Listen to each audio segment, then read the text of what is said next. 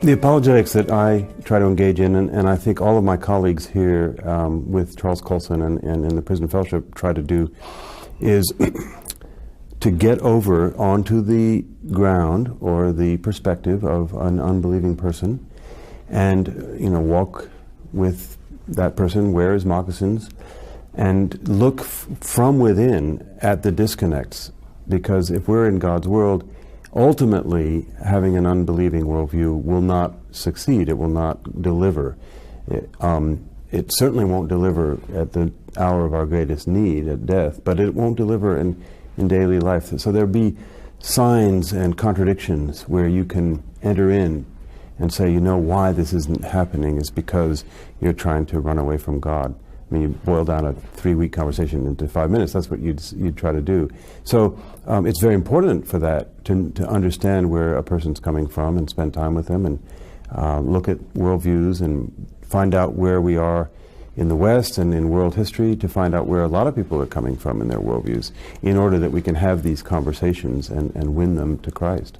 Well, worldviews have many levels. The fundamental heart commitments ultimately can only be one of two, either loving God or loving yourself and loving the world.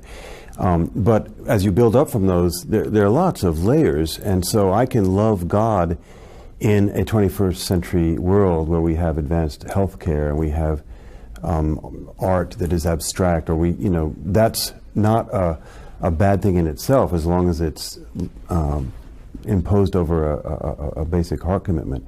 And if you want to say that there are some positive aspects to the postmodern mindset, which is a huge question, whatever that is, I would say, sure, of course. In some ways, we've been delivered from the harshness and abstractness of modernism. And you can trace that in all kinds of fields. So that there are some ways that the ground is more fertile for Christian apologetics in a postmodern setting than it was in a modern setting where, everything was black and white and science was neutral and so on. Now, having said that, you want to be very careful not to say that all is good in the postmodern worldview, because as we know, there's a lot of relativism in postmodern thought. There's a lot of narcissism. There's a great deal of moral ambiguity and so forth, so that which over-glorifies personal choice and options, that's not any more compatible with a Christian worldview than a rigid modernism which has an abstract view of truth.